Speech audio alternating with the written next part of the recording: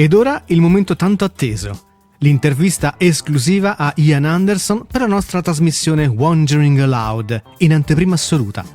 Passo la parola a Michele Manzotti, che ha realizzato l'intervista insieme all'organizzazione di Alessandro Ferrari e Alessandro Bersezio della Jethro Tull Italian Community.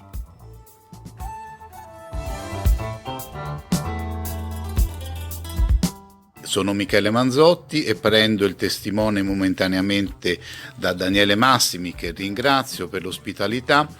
Questa è l'intervista che la Jethro Tull Italian Community per Wandering Aloud ha fatto niente poco di meno che a Ian Anderson. Un piacere aver parlato con lui e un piacere poter condividere con voi la conversazione con il leader dei nostri amatissimi Jethro Tull.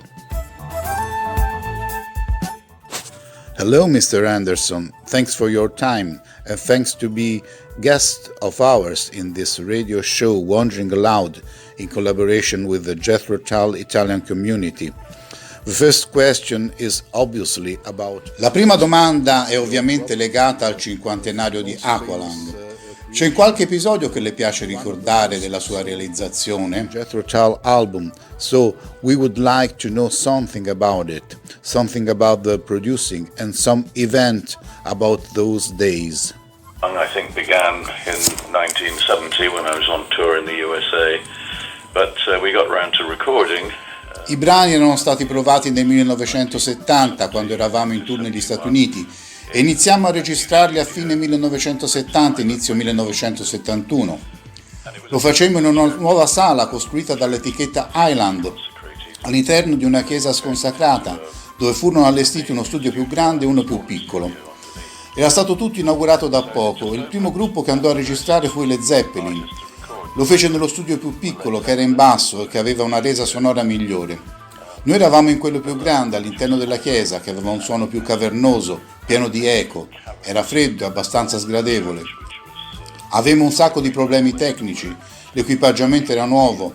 Non fu un album facile da registrare, specialmente per quelle canzoni dove ero da solo in studio e lo facevo all'inizio con la chitarra acustica in mezzo a una grande stanza, una stanza che prima era una chiesa. È stato un disco molto strano da realizzare, non ero abbastanza sicuro quando lo finimmo che potesse essere ben recepito oppure no. Ci è voluto un anno perché si diffondesse in altri paesi del mondo. È stato un album la cui forza è cresciuta gradualmente. Weird, little strange, because the songs were meant to be intimate and the environment I was in was completely the opposite. It was big and empty and strange. So it was a strange album to make, and I was never really sure when we finished it if it was going to be well received or not. And indeed, it took about a year before it really was catching on in other countries around the world. So it was a slow burn album. And in 2019 was published a book about Jethro Tull's story. Nel 2019 è nato un libro sulla storia di Jethro Tull. Adesso lei sta preparando una nuova pubblicazione dedicata ai testi. Ci può descrivere le caratteristiche di questo nuovo lavoro? The collected lyric book called Silent Singing is La raccolta dei testi in un libro che si chiama Silent Singing è una trascrizione autentica e revisionata con molta cura delle canzoni che ho scritto a partire dal 1968. Principalmente è impaginato come se fosse un libro di poesie, anche se sono testi di brani musicali. Così le persone possono gradire la lettura dei testi mentre ascoltano la musica, magari chiudendo un attimo gli occhi mentre canto, poi leggendo le parole e andando a tempo con me cantando il testo. Penso che questa sia la cosa più gradevole. Il lavoro è stato realizzato come volevo, ogni singola traccia che ho registrato l'ho provata più volte perché le parole fossero corrette. Nelle copertine degli album talvolta i testi stampati non sono sempre accurati, perché qualcuno ha scritto parole sbagliate, o forse sono stati tratti dai miei libri originali di testi quando li cantavo in studio, ed erano leggermente diversi. Questo non si riflette nelle parole stampate. Era tempo di fare tutto esattamente come doveva essere fatto. The lyrics, if they were printed, were not always 100% accurate because someone had written them down and was incorrect, or possibly they were taken from my original lyric sheets, but maybe along the way, when it came to singing them in the studio, maybe I sang something a little different, changed a word, and that wasn't always reflected in the printed lyrics. So I thought it was time to get everything done exactly how it should be. In current days, what are the main inspiration for Attualmente quali sono le fonti di ispirazione per la sua musica o per i testi? Well, I explain all of that in the book. There's a lot of pages that are talking about how I came to write the songs. Lo spiego molto bene nel libro. Ci sono un sacco di pagine dove parlo delle canzoni di ogni album, in un paragrafo su come le abbiamo realizzate in quel momento. Cose che ricordo, alcune riferite ai momenti precedenti, ad altri successivi di ogni disco. C'è molto materiale da leggere con un sacco di foto perché è stato un mio hobby per tanti anni e quindi mi piace illustrare con una foto ogni brano di un singolo album. Il riferimento visivo per me è importante per scrivere le canzoni, molte di esse sono basate su ciò che vedo. Avendo studiato pittura, disegno e fotografia quando ero più giovane, per me è molto naturale lavorare con l'immagine ed è un modo interessante di illustrare qualcosa nella mia testa mentre canto una canzone. How I come to write songs. Most of my songs are based on something I see, something very visual, and having studied painting and drawing and photography when I was younger, then that's for me a natural thing to do, is to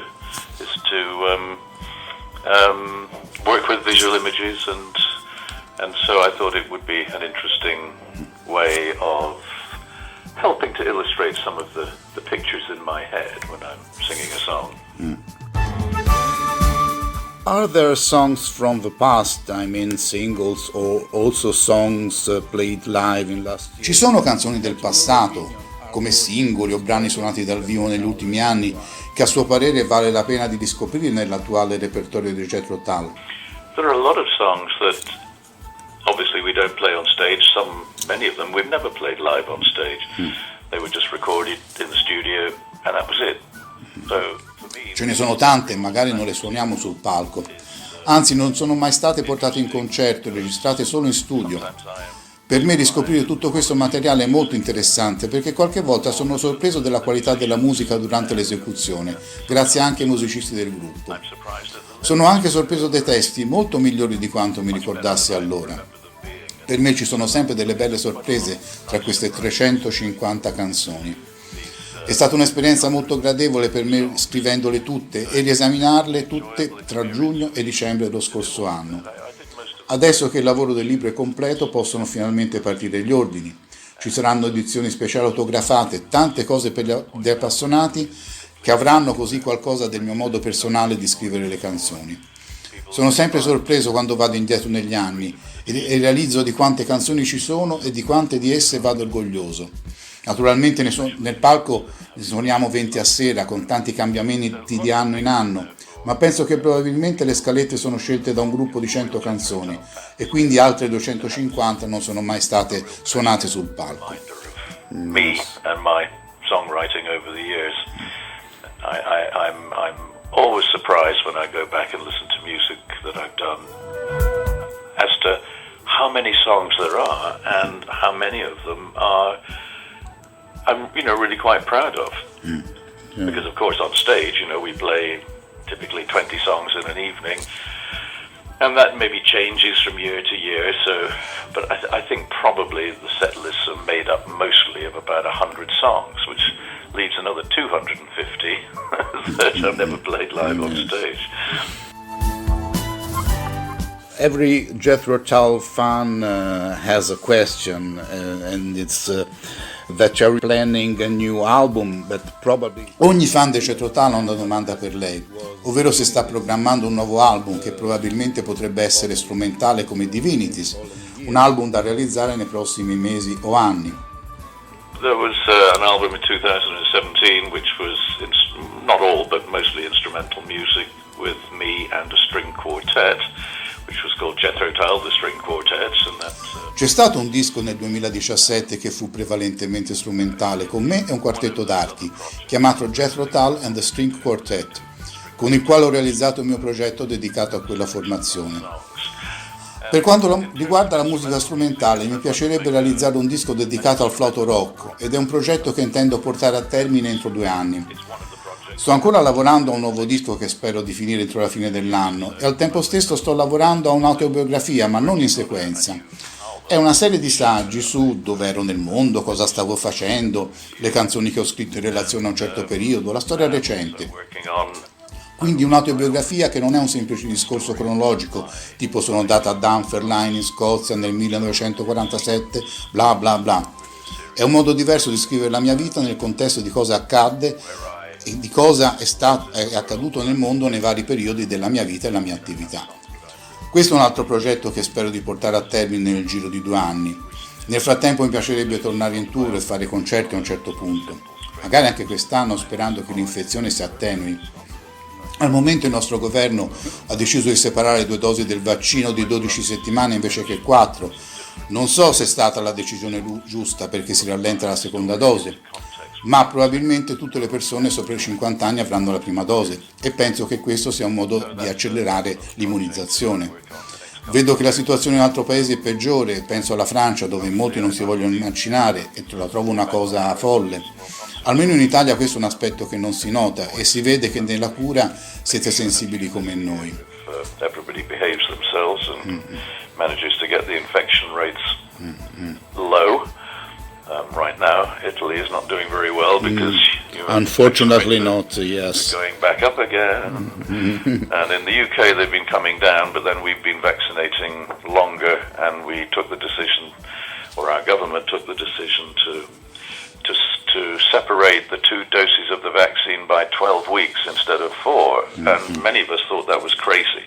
But in fact they really did make the right decision because it meant that all the available vaccine could be used at least for the first 3 months to vaccinate many more people, and then that will slow down as people start having to have their second vaccinations, but at least it means probably all the people over the age of 50 will have been vaccinated by the time we have to start really doing the second dose of vaccine.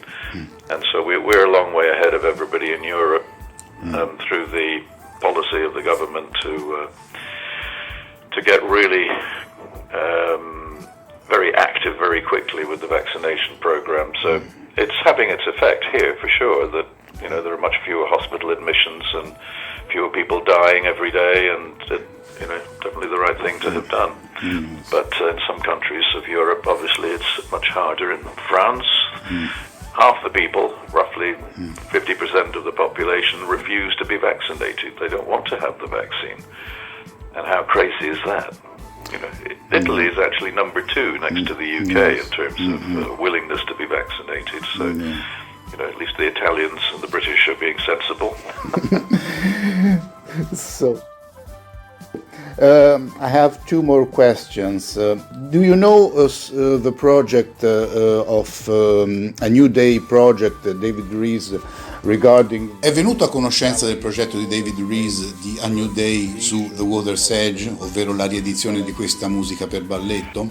Well, yes, I think he's been talking to David, or D. Palmer as he's now called, in regard to The Water's Edge, and it was one of those... Penso che Rees ne abbia parlato con D. Palmer. Fu un progetto che facemmo insieme e che, a parte l'esecuzione con lo Scottish Ballet, non è stata più ascoltata. Fu interessante anche se nella performance non c'era la mia musica, o meglio, c'era quella realizzata da me, Palmer e Martin Barr, pezzi strumentali per solo in orchestra. John Anderson degli Yes scrisse un altro pezzo da balletto e in tutto erano 3 realizzati in una sera. Il nostro si chiamava appunto The Water's Edge perché è basato sulla mitologia del Water Horse, la creatura che vive nelle profondità dei laghi di Scozia, che seduce una giovane donna e la fa danzare. Un brano di folklore che ha una storia diversa a seconda dei vari paesi dove è narrata. Non so se e non sappiamo se il Water Horse suonava il flauto. In India sappiamo che il dio Krishna lo faceva per sedurre le giovani, così come il Pied Piper of Hamelin, il pifferaio magico. Loosely based around the mythology of the water horse, the mythical creature that lives in the deep lochs of Scotland and comes to seduce the young maidens on the shores and whisk them to the depths. A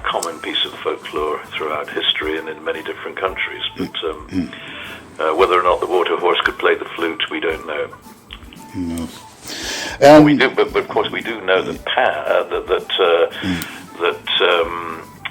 in India the god Krishna is depicted usually playing the flute, and that was his shtick, was to seduce the young female goat herders with his flute playing, and the Piper of Hameln, also another of those who seduced the little children to follow him when he wasn't paid for killing the rats. And so there's lots of things in folklore and mythology that relate to seduction through the power of music and personality, and the water horse is one of those. The last question is about a curiosity of mine. I read in Rolling Stone magazine that L'ultima curiosità riguarda una notizia letta recentemente su Rolling Stone, ovvero che lei finanziò, insieme con musicisti di altri gruppi rock, il primo film dei Monty Python, Il Santo Graal. Ci racconta come nacque questo contatto?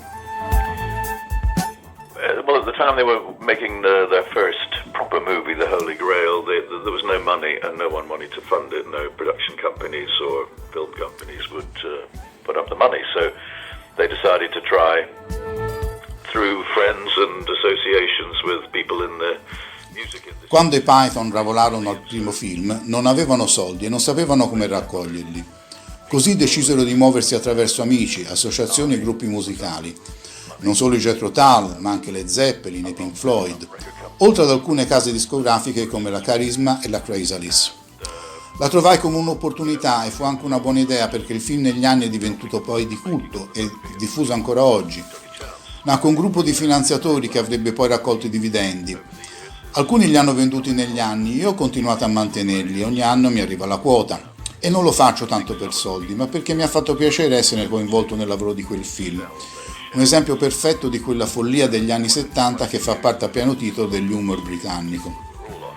Mi dispiace di non aver avuto l'opportunità di finanziare anche il successivo Life of Brian, perché George Harrison, secondo quanto mi disse John Cleese, pagò già tutto.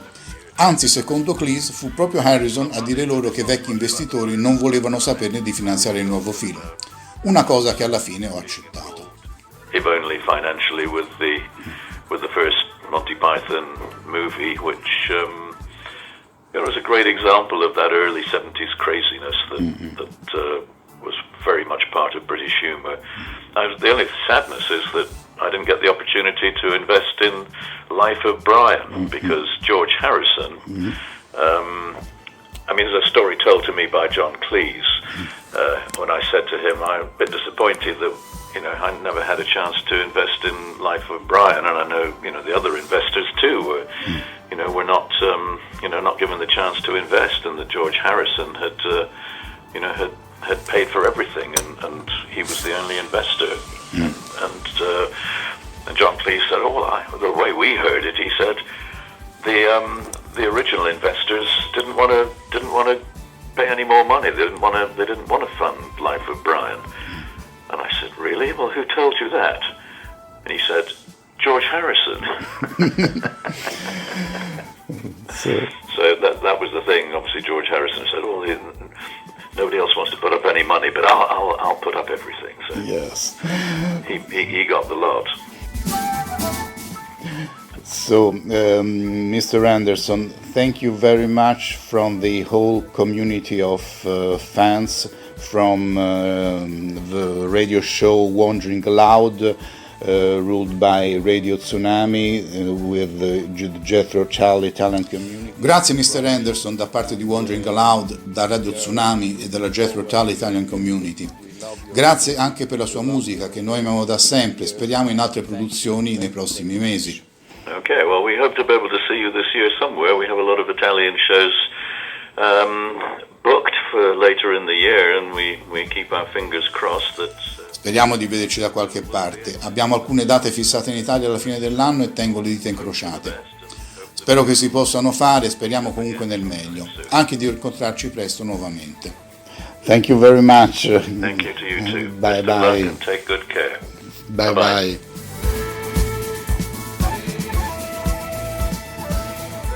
Il nostro show Wandering Aloud ha ora una sua legittimazione e vista la calda accoglienza da parte di Ian, speriamo possa essere un simpatico modo per conoscere sempre più i nostri Jethro Tull. Il mio grazie finale è per Ian Anderson. Thank you so much, Mr. Anderson, for your time with us.